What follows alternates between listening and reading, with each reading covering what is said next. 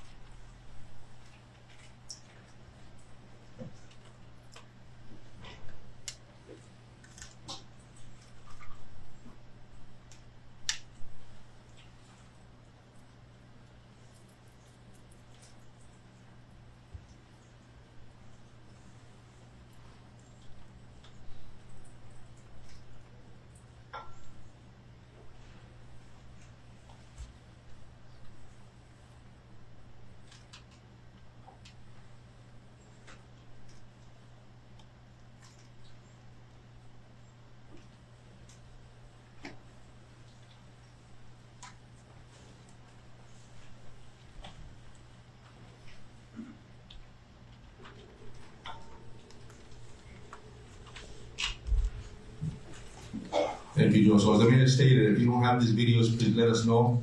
And the reason we have shown these videos, there's a purpose, right? So as you can see, they're enhanced photos, there's enhanced video footage.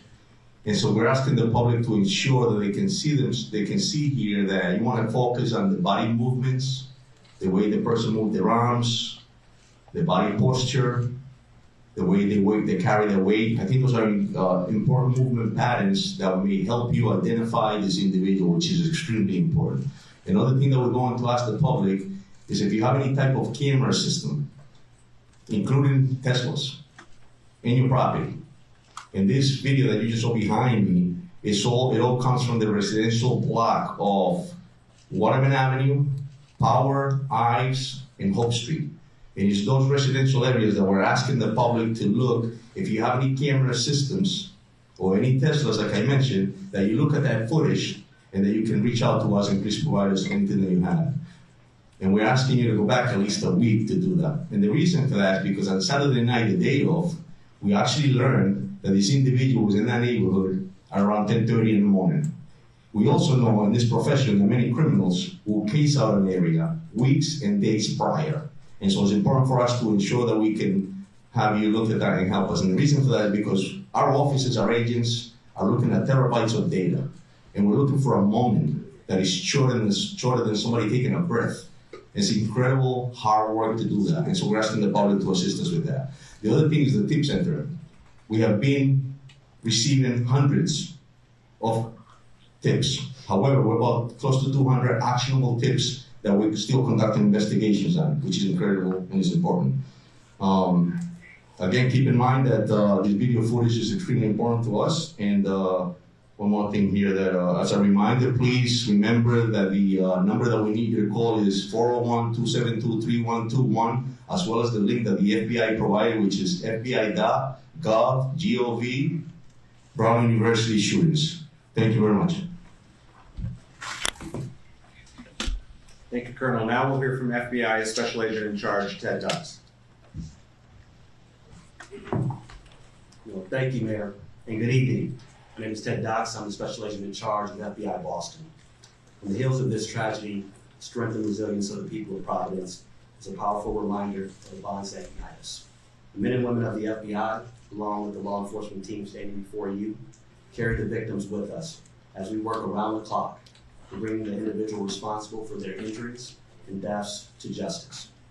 Today, the FBI is working with Brown University to do everything we can to provide services to those impacted by this horrific shooting.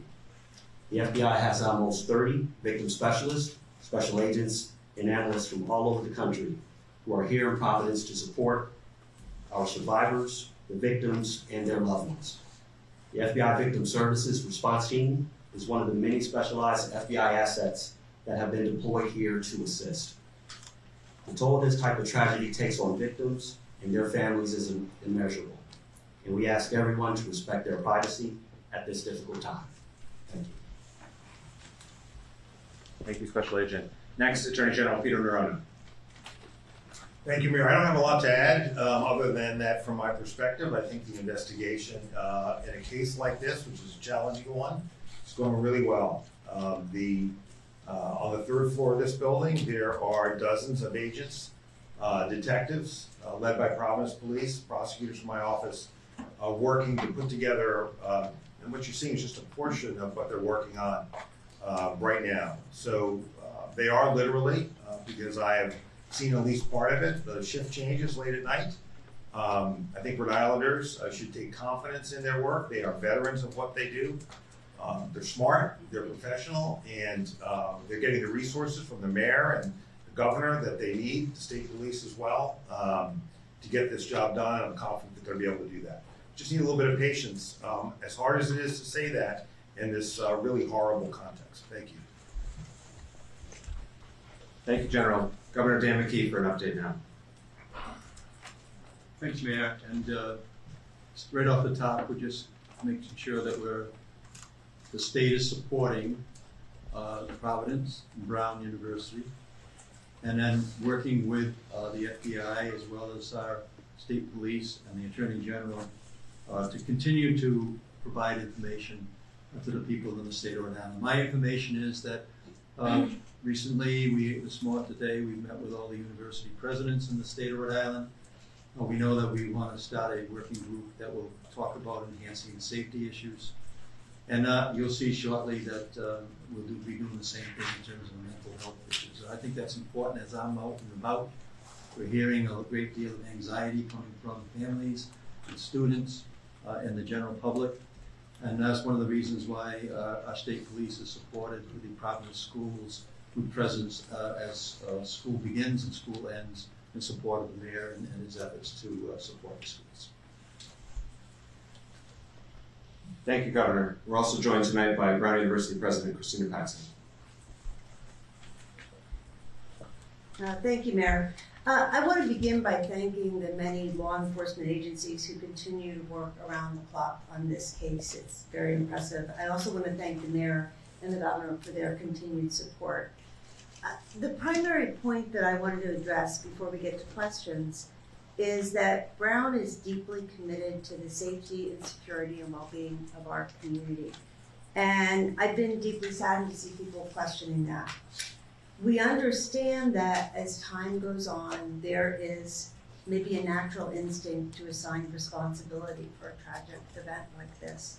Anxiety and fear is very natural, but the shooter is responsible. Horrific gun violence took the lives of these students and hospitalized others. And it's deeply sad and tragic that schools across the country are targets of violence. Brown is no exception. We are cooperating fully with law enforcement, and again, we thank the multiple agencies that have been working so hard day and night with increased patrols to keep our campus safe and to investigate this horrific shooting. Thank you. Thank you, President Paxson. I'll give a couple updates on behalf of the city and then we'll take your questions. First, as has been discussed many times, we continue to have enhanced police presence throughout the city of Providence to help bolster the confidence and provide a sense of additional security to our residents. Today, we were aided by neighboring municipalities in Central Falls and North Providence with supplemental officers. We're grateful to our neighbors for sticking up and standing up with Providence. The state police continues to be an incredible partner, and I thank the governor and Colonel Weaver for their partnership. Providence Public Schools remain in session. Friday is the last day of school before winter break. Spent some time at our schools again today.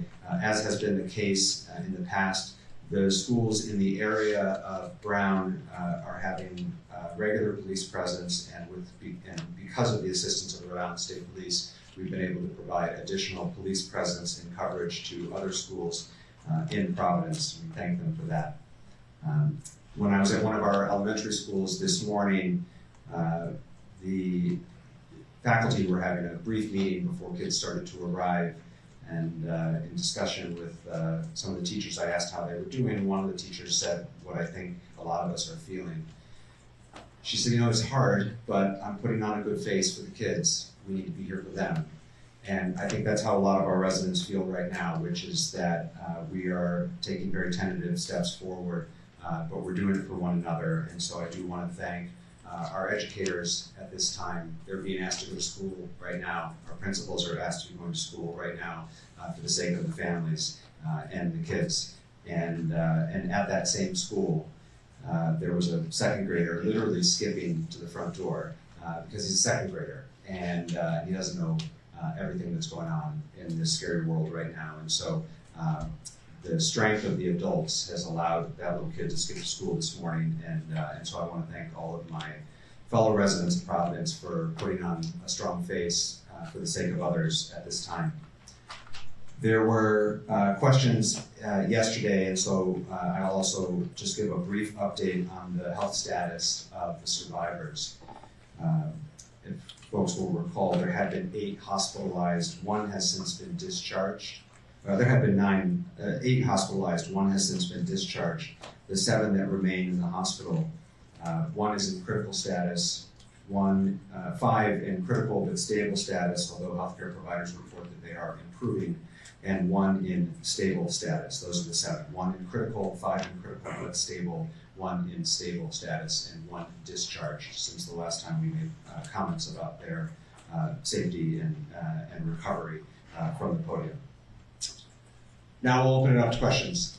En español, con el jefe de la policía, Pérez, si puede responder nuevamente, repetir un poco de estos videos, en qué áreas se están concentrando, dónde quieren que las personas vean esos videos, cuánto tiempo antes incluso quieren que reciban o revisen su video completo. Yeah, so the question was if I could just repeat what I stated earlier in English as far as what occurred here, the reasons of the video, and what I was requesting from the public. So, estamos pidiendo al público verdaderamente que el video lo que hicimos fue que lo aumentamos para que vean la manera en cómo camina la persona, cómo mueve sus brazos, los movimientos que tiene. Eso es muy importante para que de pronto nos ayuden a que ellos se identifiquen a esta persona. Importantísimo. Lo segundo es que estos videos fueron tomados más que todo en una área residencial que incluye la calle Hope, la calle de la Waterman Avenue, la calle de la Powder Street y la calle de la High Street. Entonces es importantísimo también pidiendo al público que identifique si tiene sistemas de cámaras, también como vehículos de los Tesla, que tiene ese tipo de data, para que nos lo mande a nosotros, importantísimo para nosotros verificarlo y que vayan una semana atrás del incidente. Porque hay una información que tenemos que esta persona a las 10 de la mañana del sábado fue vista. Chief Ferris, you said that I believe this person was in the neighborhood at 10:30. Clarify, you believe that was at 10:30 the morning of the shooting, and what do you believe he was doing there at that time? Correct, and we have video footage of that, and we believe that he was actually casing out this area to commit the crime. That's a pattern that criminals do, and that's what he was doing. Chief, yesterday the FBI described the person that we've been seeing in these images as a suspect. Today the language seems to be a person of interest. Can you clarify, do you believe that this person that we're looking at is your shooter, is your shooting suspect? Definitely still a person of interest, and we're still investigating that to be able to get that answer. But we strongly believe definitely there's a suspect in the incident and a person of interest. An MIT professor died earlier this morning from gunshot wounds. Does that incident have any potential connection to this investigation? Not that we know of, no. Colonel, can I just ask you, yesterday we were wondering about this person's age. Now that we've seen more video, again, a couple of days ago, I know you were saying 20s, there was some talk about 30s, but just to help people at home who are seeing this video, do profilers or anyone in your department have any better understanding, a closer idea on his age? And the second part of that question is, can you now confirm that he has no connection as a past student or as a past staff member at the university? So the first question, I'll tell you that the first, when it happened on Saturday night, obviously it was chaos and there was a witness that stated that he might have been in his 30s. At this point, we're still just looking at the picture. We haven't identified ages or anything to that point. And as far as whether he's a problem student or anything, we don't have any of those answers, no. Colonel, in one of the new videos, prior to the shooting, this person of interest is seen running. At this point, do you have any inkling why he's running, where he's running to? So, yeah, we're still investigating that, but what we do know is definitely that he was casing the area. And again, that's what criminals do prior to committing a crime. Chris. It appears that the FBI and TP, according to what I'm looking online, it looks like they're releasing separate videos at separate times. Are you guys still coordinating, or how are they working? You got to understand that there's a lot of people upstairs, as the general stated earlier, and we're trying to ensure that we do this for our job and collect the evidence and that we need, and we want to make sure that everybody has especially you guys in the public. One thing I want to make sure is that the community is safe, well informed, and stay confident in the work that we're doing. So yes, there was a video that was released. We also were working on another video, and the purpose of this this press conference is to ensure that the public can see those videos showing movements, like I stated earlier, the way the person walks, the way they carry the weight. That's the importance. And so our video, the second video that we showed was the one that we needed to show the public. Just please. in terms of cameras inside and outside the engineering building, are those working at all? And if so, why not release some of those videos? So the video that we showed you came from inside the building, and that's all we had at the moment. That's all we have at this moment. Correct. Inside the engineering building, though? I'm sorry. From the I'm sorry. outside, so do you have video from Yes. inside the engineering building? Both inside and outside. I'm sorry, just outside. That's all we have, not inside. No, I'm sorry, just outside. Are they going to be released anytime soon, the ones from inside the building? That was released already. That was the outside of the building. We released that. Let me just jump here and clarify. Okay, so there is for those of you who've been with us before, I understand not all of you have been. There is video inside the building. There are cameras inside the building. What we have released to you are videos of this person of interest. So I want to be clear, because later on there may be other videos that get released in the course of a prosecution, likely will be at some point. They show things like chaos after the shooting. What they don't show is this person of interest, and so that's why we haven't released those videos. Okay, what you do have are videos from a camera outside of the Brown building and other cameras from around the neighborhood that the good men and women in law enforcement located and put together in this montage. And to your question, Chris, there are two versions of that video, but the bottom line is they, as I understand it, they depict the same thing, and number one, and number two, the agencies are working very, very well together, as I think the special agent in charge would agree. Attorney General, we've got a follow-up and then we're going here. Just to clarify, there's no clear video of the suspect inside the engineering building. That's correct. Now, can I just ask as well, further to the surveillance footage that you have received, I've been here since Saturday speaking to people who are living in the residential buildings around and in the businesses, and many of the store clerks there have told me it wasn't until this morning that the police have actually come to ask them if they had anything that they could offer, any CCTV or any evidence that they could provide. Why has it taken 3 days for these people to have the police come to them to ask them for assistance? As I stated earlier, it's a residential block that includes a lot of homes, a lot of different camera footage, and it takes a lot of work in the sense that there's a lot of terabytes that we're looking at in order to be able to analyze it, pull what we need, and sometimes it's just a moment that we need, and it's almost shorter than somebody taking a breath, so it takes a lot of work. And then so once that leads us to a next location, and so we move strategically, we have to pull the video, download it, analyze it, investigate it, and then move forward. It takes time. Mr. Attorney General. Yeah, I just want to jump in there too, because I think I want to clarify in a sense what the chief is saying. Is that you start in the grid in the first instance that's closest to Brown. It takes a lot of work to canvass that area, and then you build out as you learn more about the path of travel. So it's entirely possible that tomorrow we'll be canvassing places that we haven't canvassed yet because we're working out with the resources that we have. Attorney General, we have a question and a follow-up, right? Yes. My first question, Attorney General, to follow up on my colleague, this is the question I asked on Saturday night, which is, so there's cameras in the hallway, but they don't show the suspect, or Brown is not releasing them, or you're not releasing them to us. How does a multi-million-dollar school not have a bunch of cameras in the hallway? So let me try to explain that. So as President Paxson knows, there was a major addition put on that building within the last 5 years or so. That is a modern building attached to a much older one in the back. So it doesn't come as a surprise to me, at least, that there are cameras in the newer part of the building. And there's video footage, okay? So there's the back part of the building, old part, and front part, new part. The shooting occurs in the old part, towards the back, up towards Hope Street. In that older part of the building, there are fewer, if any, cameras in that location. I imagine because it's an older building. So as students are fleeing the area of the shooting into the new part of the building, there are cameras in that brand new building that show that chaos. But the only video of the presumed, anticipated, suspected, however you want to define it, person of interest, you have it. We would release it if we thought it would be helpful in identifying this subject, because we are relying on the press and public to help get us there. There would be no reason for us to hold it back. We're looking for the best image we can. Dan, got a follow-up. Attorney General, thank you for explaining that, because it really clarifies it. Although I'm sure some people watching would think a multi-million-dollar school with a huge endowment could afford new cameras in an old building. That's my statement. Here's my question. If he's casing that area, Colonel, like you said, he had an intended target, which speaks to the motive. Did he have a target to kill one of the two people that were killed? We're still investigating the data, and it's something that we're trying to get the answers as well. So. Patrick.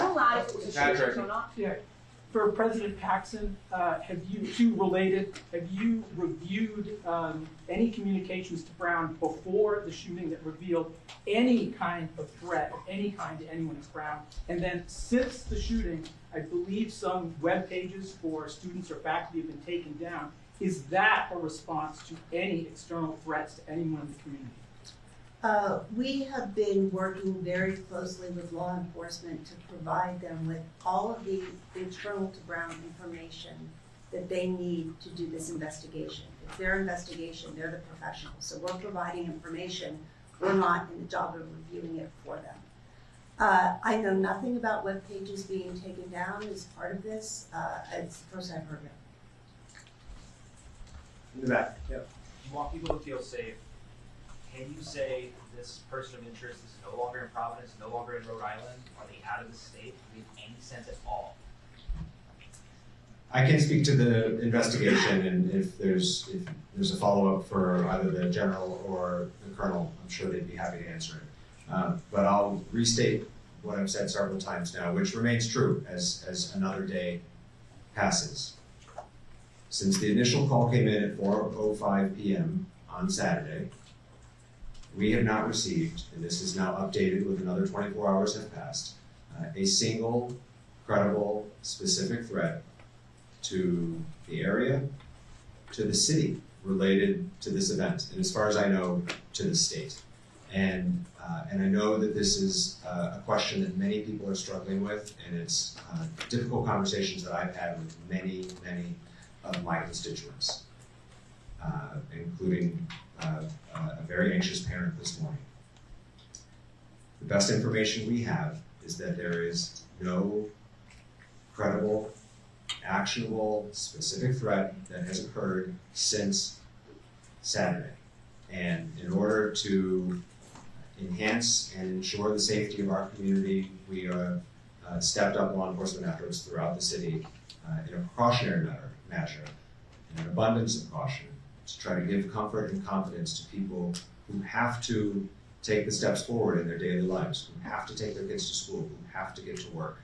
And that is the honest answer, the best answer we have at this time as the days continue to pass. Mr. Mayor, with that, can you tell us where you believe he may be? Is he in the state? Is he in the area? That question was asked as well, so Colonel, I'll let you answer that. Yeah, we'll continue to investigate that. That's not, listen, we're looking for the same answers as the mayor stated. We haven't really received any credible info as far as any other calls of that nature, but I'll tell you that we have enhanced our presence in a part of the city, and we're using every resource we have, and every call that comes in, we're responding to it immediately. Are you working with any neighboring states? It's Pat, so we're working our way across the river. Pat. Pat Ford, Coalition Radio.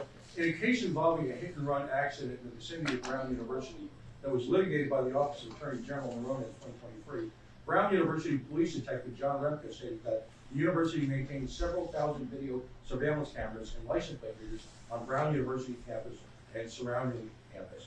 Now, this is in addition, obviously, to the Providence Police Data Center. Attorney General Neroni, your department litigated that case, ostensibly giving your department a thorough understanding of the landscape. Why isn't there more video or metadata, and were those cameras all operational? Yeah, I can't speak to what was operational or wasn't, but I will say this, that, and I've answered this question a few times today, and I'll try to do my best to answer it again. So, somebody reported, maybe in the Globe, that there are 800 cameras or so on the campus. Might be in the Globe. 1,200. But this building is on the very edge of the campus. If you know, I know that building well. I had two sons who spent a good chunk of their lives there. It's at the very edge of the campus. It's not in the heartland of the campus. It's not the green.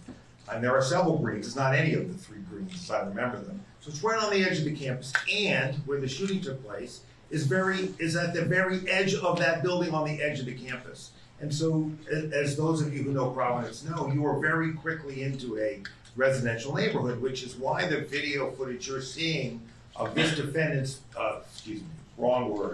person of interest movements, are pre and post shooting are in that neighborhood. So the building is on the edge of the Brown campus.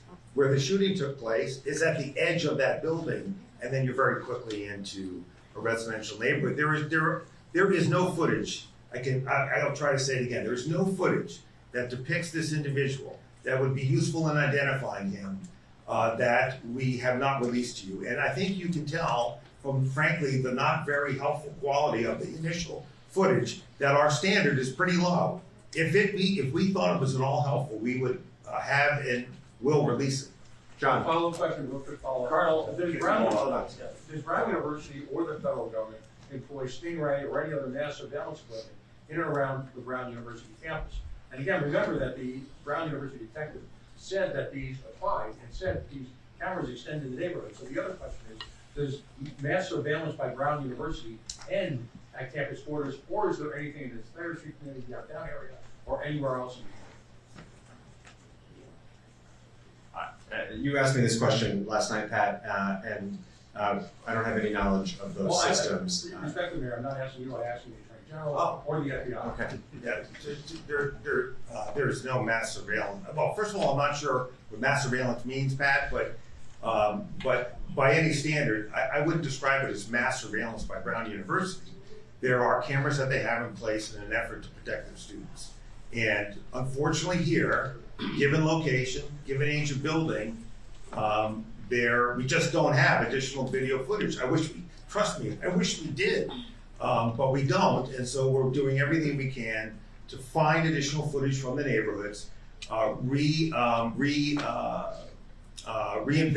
his path of travel, and continue to canvass for either people who may have seen him, encountered him, or who have video evidence that can supplement what you already have. John. I have a question for Agent Knox of the FBI. Agent, so this happened Saturday night, and then last night you have an MIT professor. I know the question was asked, but this has to work. What we see on this video is seemingly someone very cautious, almost like a professional, kind of like the DC pipe bomber that is circling several times. What information you have, that MIT Jewish professor in Brookline is basically executed. Do you have any intelligence how that person was operating that? You know, it's interesting. Colonel Noble reached out to me very early. Their lead on that particular incident. He made sure that if there's any intelligence, any information in which is connected to what we have here, that they would share that. At this time, there seems to be no connection as it relates to that particular incident. What, as a FBI agent follow-up, what do you see in that individual who's walking? For example, you know, he's walking with his arms behind his back, and I've seen people talk about that's not like a young kid on a campus. That scene where he's, you know, walking, that's something more either European or Middle Eastern.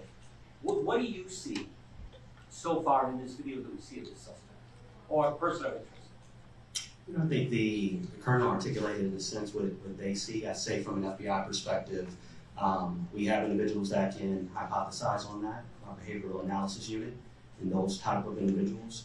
I will say I would be, I think, getting a little ahead of things if I give you kind of an inference of what I see in that particular behavior.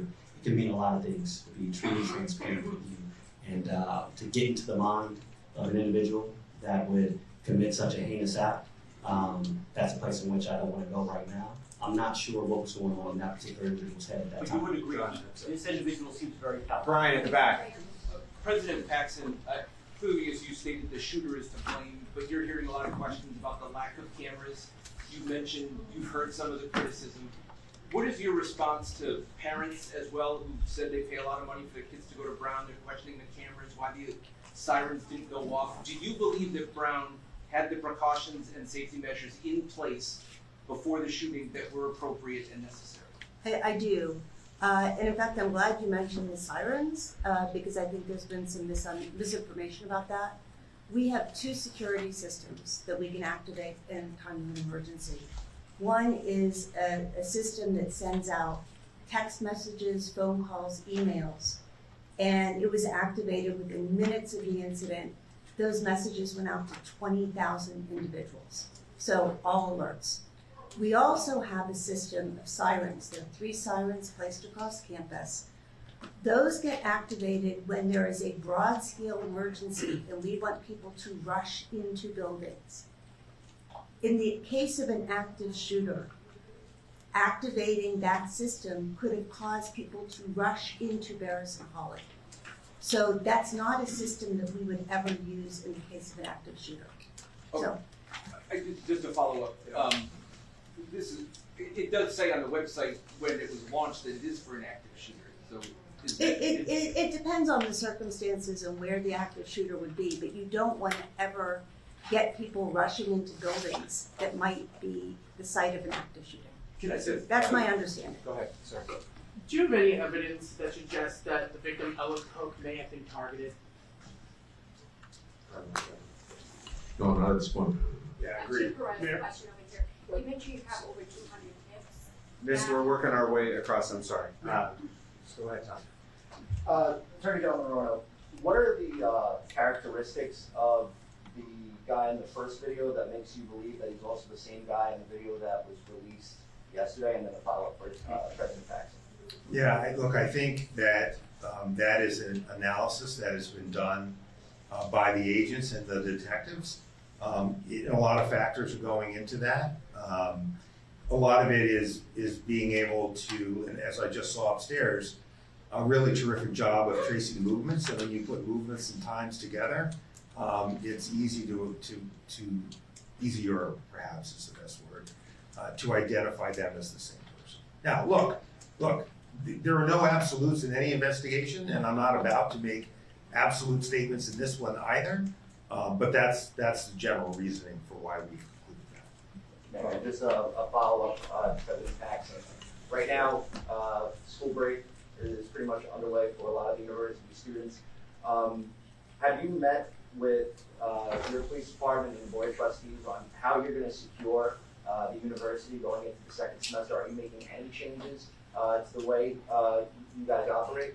well, right now we have been, the campus is emptying out first, as you said, but we still have staff and faculty and graduate students and international students who will remain on campus during the winter break. So it's still open. And right now our focus is on getting as many sort of boots on the ground, people in cars. We have been really fortunate that the city and other municipalities have people who are helping us. people from the state. We also have security that we brought in from outside. I think over 60 people today were patrolling the campus. I was on campus walking around and I couldn't turn around without seeing a security person. So we will continue that for as long as we think it's necessary. And right now the campus feels very secure. So no changes. Steve, I'm sorry I missed your. No, it's okay. If someone were, Providence resident were to see someone who matched the description of the person of interest, how would they be sure that they weren't dealing with a federal ICE agent? The tip line that we've been providing throughout the last several days, 401-272-3121, that call comes in here and is answered in this building with Providence police professionals and our partners at the FBI. That is who's manning the phones, that is who's processing the tips, and we are encouraging anybody who has relevant information to please use that tip line, and they should know that that's who's on the other end of the phone. And again, if you have relevant information or information that you think might help us with this investigation, we encourage you to call. But are there anything that can be differentiated between this person and an ICE agent who would be messed up walking through town and not be approached by the police in the same way this person was? Again, we've worked really hard to build the trust of our community here in Providence, and I'm telling you that phone number, 401-272-3121, rings in this building and is answered by Providence Police and or FBI. Those are the agencies that are processing, running down, and investigating any relevant information, and we urge folks, if you have relevant information, to please use that phone number. Luke. For the Colonel, do you have any indication as to whether all the interviews of the students in the classroom are completed? And is there any through line that you glean from those interviews? No, we're still conducting those interviews as we speak. Go ahead, please. You mentioned that you have no idea if the shooter is still in the area. Have you been working with any law enforcement agencies in other states that are nearby? Yes, we're working with every municipality here in the state of Rhode Island, and obviously every Massachusetts. Obviously we have conversations with them as well. But majority of the law enforcement that we're working with right now is our own, nearby municipalities, the Rhode Island State Police, and every agency that you can think of, federal agency in this building. So. Are you working with agencies in Connecticut? We have conversations with them, but no, they're not here, no. Amanda, if I could just jump in here, what's really critical first is that we identify who the person is. Once we identify who this person is, I believe we'll be able to locate him. It's very hard to hide it in this country. But until you have a name, which is why we're working so hard to identify him, it's not particularly productive to reach out to law enforcement across the country as to who you're looking for, because we don't yet know who we're looking for. So that's why we have to identify the person.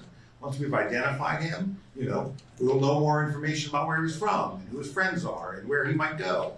So those are the things that we can do once we have an identification of this person. And that's why the team now is laser focused on identifying who this person is in this video. Amanda. Okay. I have some questions for the chief.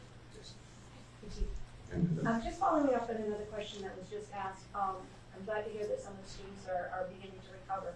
How many of the students who were inside that building and also outside have detectives been able to interview, and have they elaborated on anything that this man said?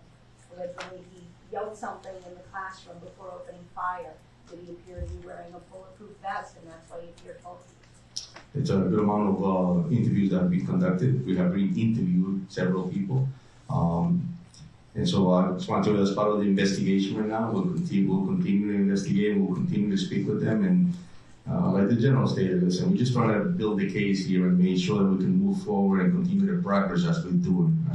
But the interviews are still being conducted. So. But Chief, they haven't elaborated. They haven't elaborated exactly on what this man, if he did say anything, what he was yelling. Yeah, I don't have that info now. Straight back, sir. What do we know about the path of the shooter as they left Darris and Holly, and where do we lose sight of them? So his movements were all in that residential block that I mentioned, between Waterman Avenue, Power Street, I Street, Hope Street. There's all that block, the whole residential block that I just mentioned is where his movements were. And then obviously that's where we lose sight of him somewhere around Dublin Street. Is this after the shooting, Chief? In the back there. Correct. To that point, at any point will there be kind of like a map put out as to which cameras you're seeing him on to kind of give an idea to the public of maybe my camera's there, maybe my Tesla's there, like you said? Correct, yeah, great point, and something that we talked about just before I came down here to be able to release that map as well. Alex?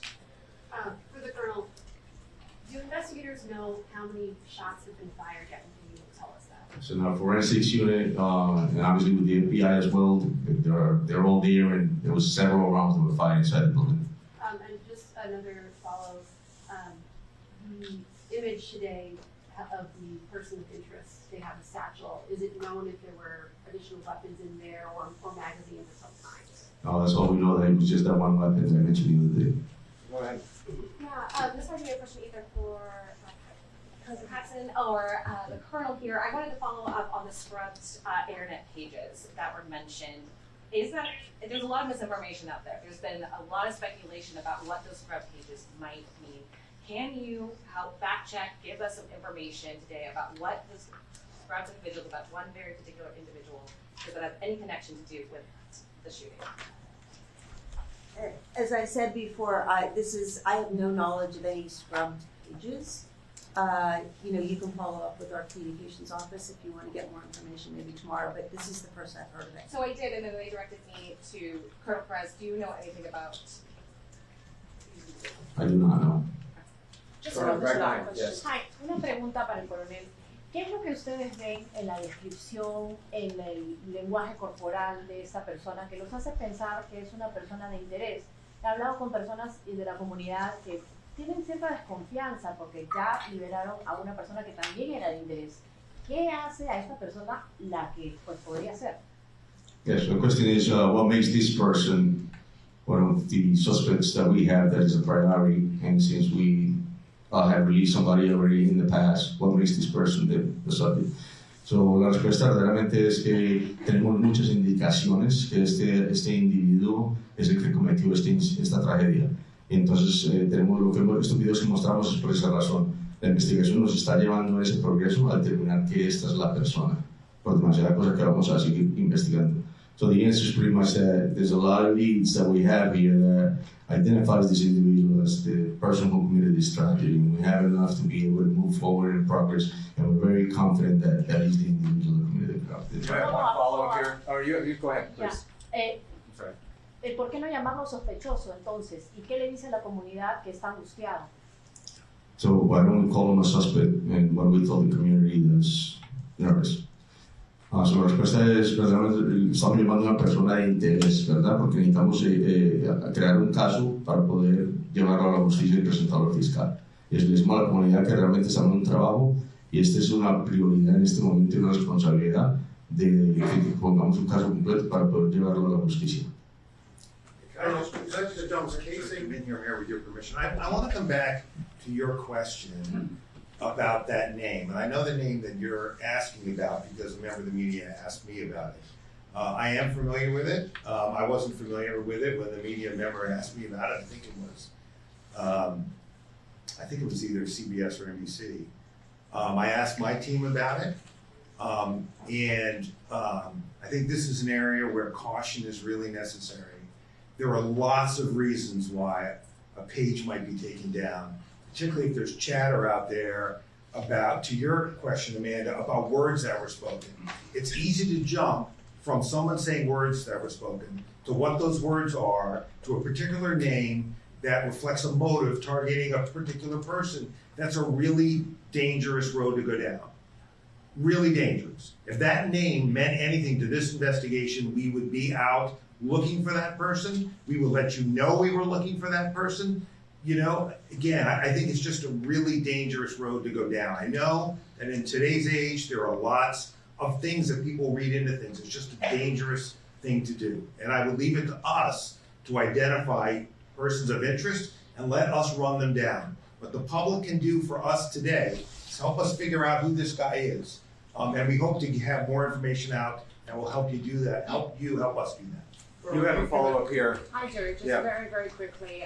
It was further to my colleague's question, but you have answered most of it. But just in regards to the rumors that are circulating as well about the motive here. Do you have any information regarding the rumors that a particular professor was being targeted? There's no information that the investigative team has about motive. Zero.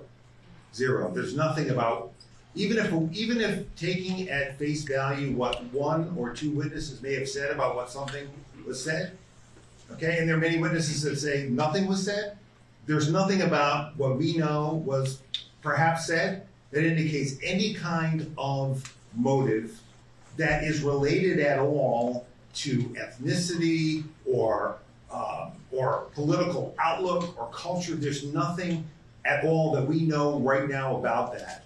And I think that is a dangerous road to go down, particularly in today's environment. Patrick has a follow-up. Does the fact that the satchel is in some videos and not in others, and his disappearance around Governor, either indicate that there's a vehicle involved or one of the houses involved? Either he picks up the satchel or gets off the satchel. What does that tell us, the fact that it disappears if there's a vehicle? So the actions of a criminal, pretty much. I'll tell you that's, you're right, and that's something that we're looking at. As you can see in the video, the satchel's on, sometimes it's not on. He has a heavy coat on, he has something in front of his abdomen. He could have hit this satchel, and something in instance that we have, we'll continue to investigate. It's complex, but we'll continue to investigate as we go Chris along. has got a follow-up. Colonel, is part of what you're Chris assuming has got a follow-up. that this Chris has suspect got a is follow-up. alive, or are you assuming, like in Lewiston, Maine, after 4 days, the suspect had taken his own life? So if you just set the microphone, are you assuming right now that you're showing these videos that this is a suspect after 72 hours that's still alive, or do you have dogs and thermal imaging from helicopters over there that are looking for a person that's taken their own life? Yeah, we're using a lot of resources. As soon as we get a lead, we continue to follow through with it. An investigation I mentioned the other day, they start here and they lead in a different direction. So we're there. Yes, you're right. We use dogs. Yes, if we have a lead on something and we think that we need to go back and search it again, we need to re-interview, we're doing all that. Chris, you got the last question. Go. This is for Colonel Amy. The mayor had noted the Boston Globe podcast that there were setbacks earlier in this investigation. Would you also say that initial detention with that first person of interest, would you also categorize that as a setback? Well, the mayor and I agree on nearly everything, but we look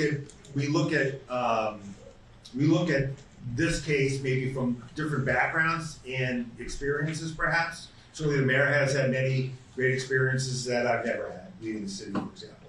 Well, I would not characterize it as a setback. The way I would characterize it is, it was a lead that had to be run to ground.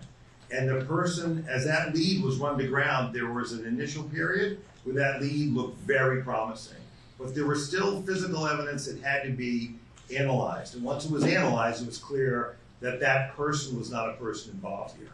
But that's not unusual in investigations like this, and that's happening as we speak. We are developing people of interest, and some we quickly rule out, others we quickly rule in. And when I say persons of interest, people that could be this guy based on other evidence. So I would not view it as a setback. I mean, I think, frankly, the police work there and the analytical work that had to be taken out of state and brought back very quickly was very well done. Certainly was it a disappointment for those of us who hoped we could wrap this case quickly for the benefit of the Brown community and the people of Providence around, of course. But I don't know that I would use a setback, but I think maybe those words don't, maybe what I'm saying is not all that different from what the mayor said. But I look at it as good police work while other work was going on. We will be back tomorrow with further updates unless there is a meaningful update. Again, if you are not yet on the press list, please see Camille and Julie to my left, and they can add you to the list. Thank you all very much. Mayor, first of all,